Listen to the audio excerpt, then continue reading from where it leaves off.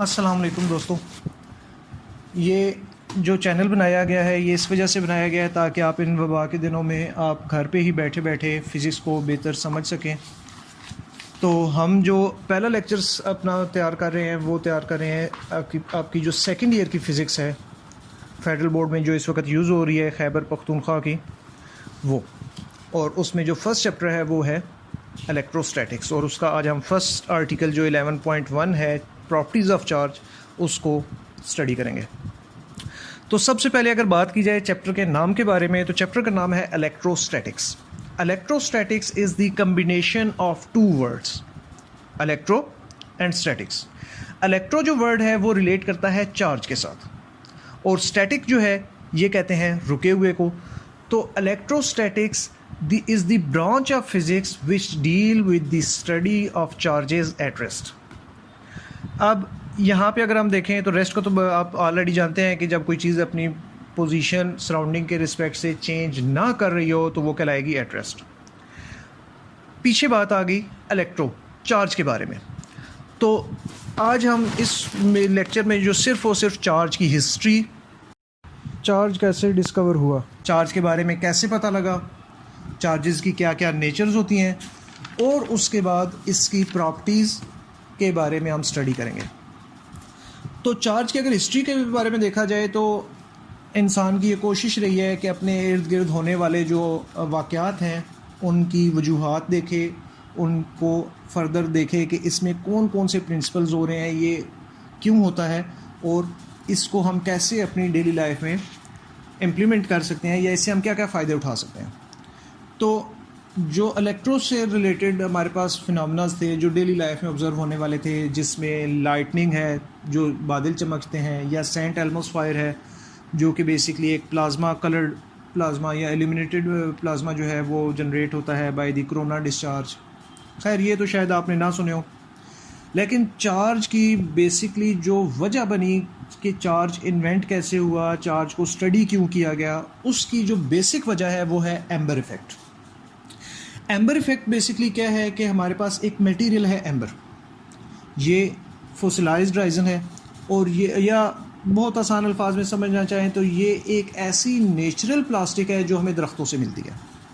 और इस प्लास्टिक का इस्तेमाल क्या है कि इस प्लास्टिक के थ्रू हम ज्वेलरी बना सकते हैं और डिफरेंट इसके अदर यूजेस हैं। तो एम्बर इफ़ेक्ट बेसिकली क्या है कि जब एम्बर को कपड़े के साथ रब किया जाता था तो स्पार्क्स भी प्रोड्यूस हो जाते थे। या अगर जो एम्बर, एक और इफ़ेक्ट जो ऑब्ज़र्व किया गया वो ये है कि जब पुराने वक्तों में महफ़िलें होती थी उसमें इंटरटेनमेंट का प्रोग्राम होता था, जिस तरह आजकल कोई जानवरों को के थ्रू इंटरटेन करते हैं, तो तब जो है वो एम्बर को रब करके और फ्रॉग यानी मेंढक के साथ टच किया जाता था और मेंढक को शॉक लगते थे और मेंढक बहुत ज़्यादा उछलता था, लोग इंटरटेन होते थे। तो ये सोचा गया कि एम्बर में ऐसी क्या ख़ास बात है कि इसने स्पार्क या किसी चीज़ को शॉक प्रोड्यूस किया। तो तब साइंटिस्ट ने ये चीज़ ऑब्ज़र्व की कि ये एम्बर में ही कोई ऐसी ख़ास बात है जिसकी वजह से ये शॉक प्रोड्यूस करता है। तो एम्बर को ग्रीक में इलेक्ट्रॉन कहा जाता है। यहाँ से बेसिकली इलेक्ट्रिक का वर्ड निकला और इलेक्ट्रॉन का वर्ड निकला। तो अभी तक हमें सिर्फ इलेक्ट्रॉन के बारे में पता है, चार्ज के बारे में नहीं पता।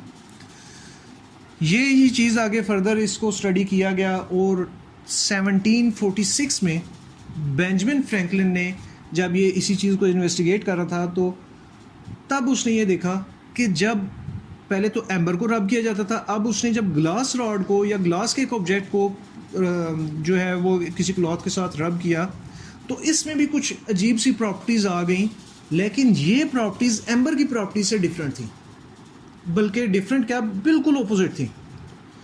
तो फिर उसने कहा कि इसका मतलब है कि ये जब चीज़ों को रब करते हैं तो ये एक तरह के बिहेवियर नहीं बल्कि दो तरह के बिहेवियर शो करते हैं और ये दोनों बिहेवियर एक दूसरे से बिल्कुल ऑपोजिट हैं। तो बिल्कुल ऑपोजिट होने की वजह से एक को पॉजिटिव कह दिया, एक को नेगेटिव कह दिया, यानी लेट्स सपोज जो एम्बर है उसको नेगेटिव कह दिया और जो ग्लास की प्रॉपर्टीज एक्वायर हो रही थी उसको पॉजिटिव कह दिया और इनको कलेक्टिवली चार्ज का नाम दे दिया कि इस पे जो एक ख़ास चीज़ आ रही है वो चार्ज आ रहा है जो कि एक है नेगेटिव तरह का, एक है पॉजिटिव तरह का। तो यहाँ से बेसिकली चार्ज के बारे में स्टडी शुरू हो गई।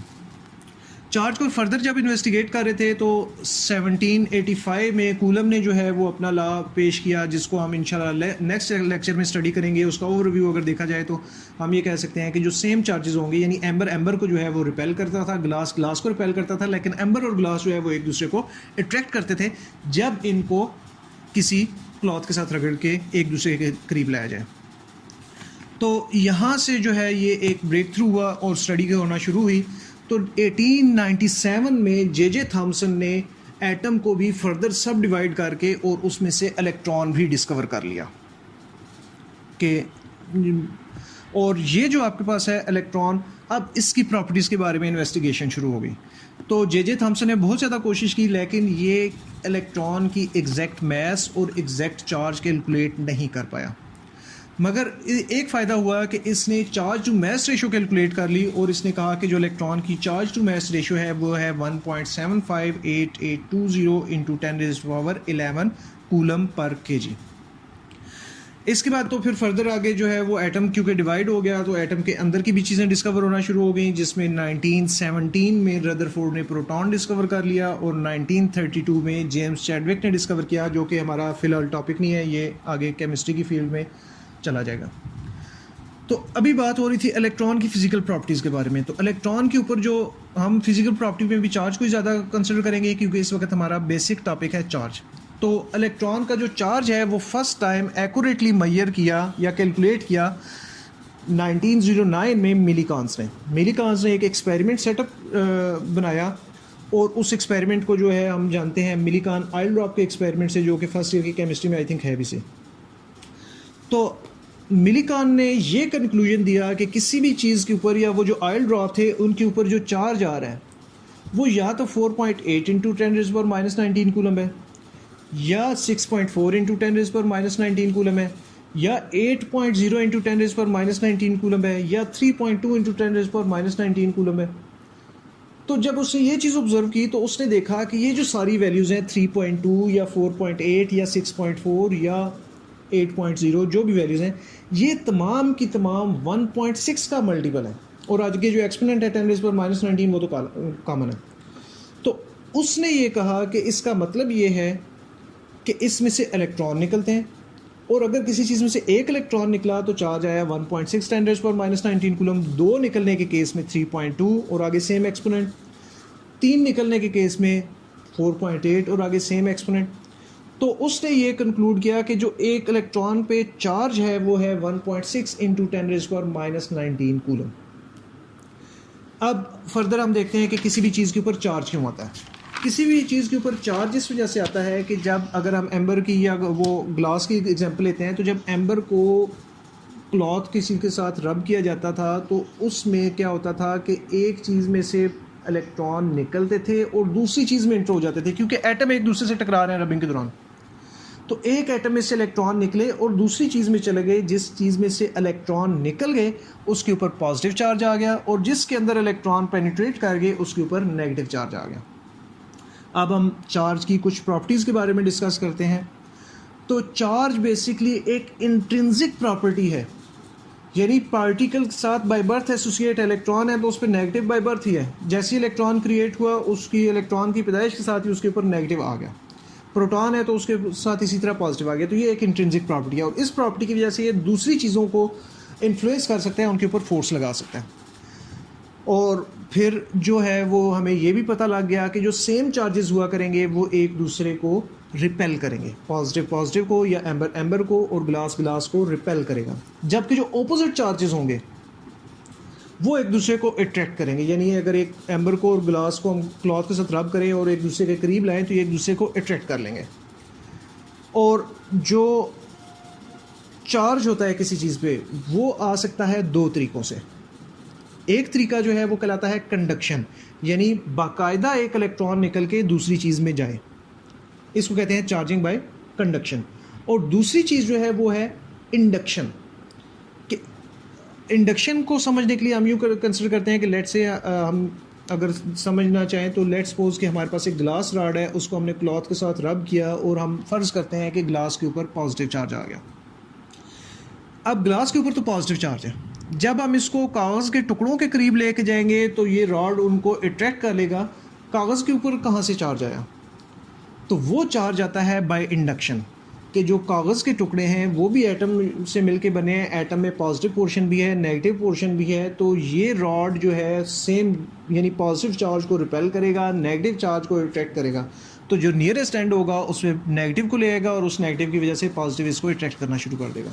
तो इसका मतलब है कि किसी इंसुलेटर पे एक एंड पे जो है वो पॉजिटिव चार्ज आ गया, दूसरे एंड पे नेगेटिव चार्ज आ गया, और ये जो चार्ज आया ये किस तरह आया? ट्रांसफ़र से नहीं आया बल्कि इंडक्शन से आया। और चार्ज को मेजर करने के लिए जो हम यूनिट यूज़ करते हैं वो यूज़ करते हैं कूलम। और जो इसकी यूनिट है इसकी कोई ना कोई डायमेंशन भी होगी, तो हमारे पास डायमेंशन निकालने के लिए फार्मूला यूज़ करते हैं करंट का, I = Q/T। तो यहाँ से अगर Q कैलकुलेट किया जाए तो Q बन जाएगा I × T, और I की जो डायमेंशन है वो होगी कैपिटल A, टाइम की डायमेंशन होगी कैपिटल T। तो इसका मतलब है कि कूलम की जो डायमेंशन बनेगी वो बनेगी A × T। यहाँ पे हमारा ये लेक्चर जो है वो इंशाल्लाह एंड हो जाएगा, और नेक्स्ट लेक्चर जो है वो हम इंशाल्लाह नेक्स्ट में स्टार्ट करेंगे। अगर आपको लेक्चर पसंद आया हो तो लाइक करें, सब्सक्राइब करें, शेयर करें, और ताकि जितने ज़्यादा लोग देखेंगे, जितना ज़्यादा आपका अच्छा रिस्पांस आएगा, इंशाल्लाह मैं उतने ही अच्छे अंदाज से और बाकी लेक्चर भी प्रिपेयर कर सकूँगा और आपको और ज़्यादा इंशाल्लाह अच्छा समझा सकूँगा। अल्लाह हाफिज़।